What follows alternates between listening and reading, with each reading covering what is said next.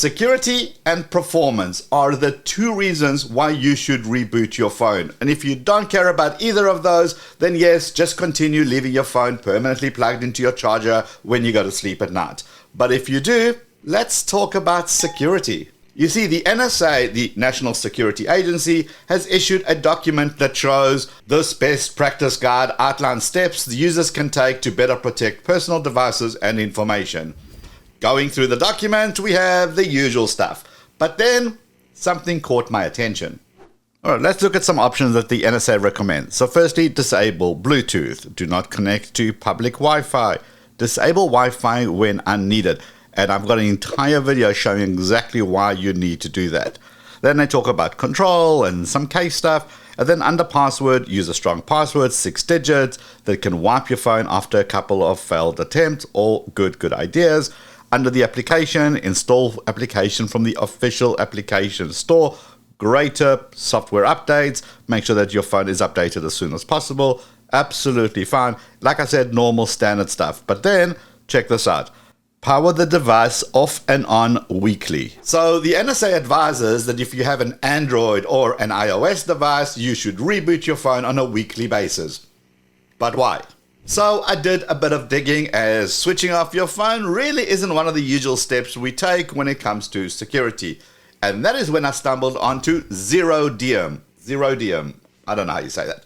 That is a platform that offers millions of dollars to security researchers who can provide them with exploits. Is that like an arms deals broker for viruses? Well, they pay big money for vulnerabilities in operating systems, in routers, in browsers, in servers, and in mobile phones. And the really big bucks gets paid for what is known as a zero-click exploits in Android and iOS. A zero-click exploit is when the user doesn't need to do anything to activate the malware. This isn't your typical click on a dodgy link. This isn't your typical phishing attempt or getting you to install an app from not the official app store. You literally need to do nothing for the malware to get activated. And typically these exploits are chained together, which means that one exploit breaks through one bit of security on the device, and then another exploit then goes deeper, and then another one continues the attack. And together, these can be used for anything from simply stealing your private photos and videos,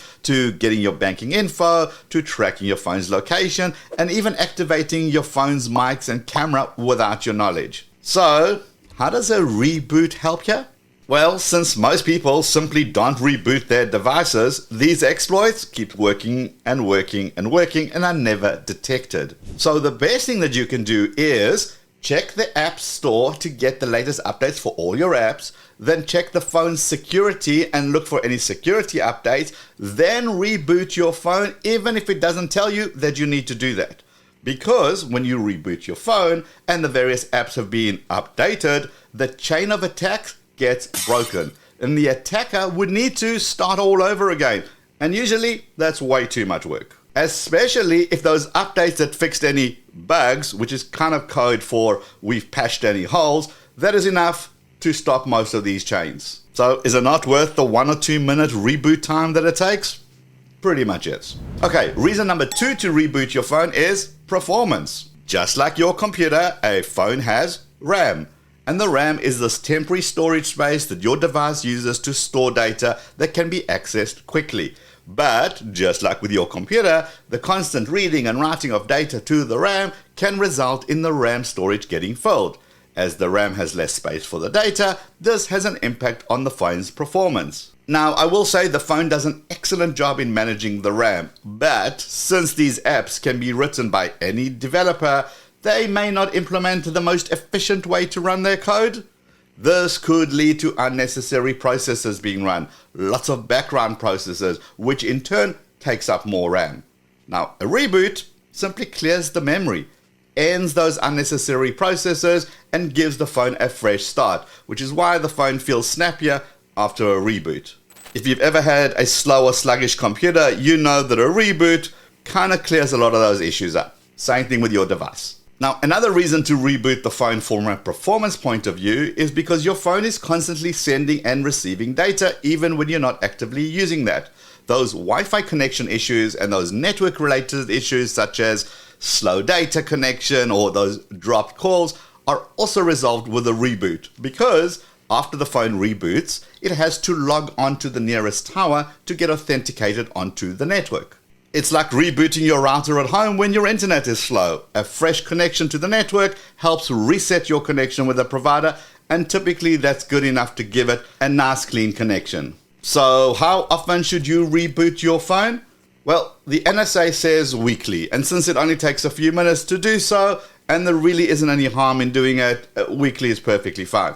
But there's no rule per se. If you happen to reboot your phone twice a month, that's also okay. Oh, and to be clear, before someone starts some nonsense in the comment how they can never have their phone off because of family, work and stuff, a reboot simply means switching off the phone and then on again. It takes 1 or 2 minutes, and yes, for those 1 or 2 minutes, you're not going to be contactable. And speaking of being contactable, have you seen this new tactic that scammers are using? Check this out over here. Give the video a quick thumbs up before you head out, and I'll see you in this video. Let's go.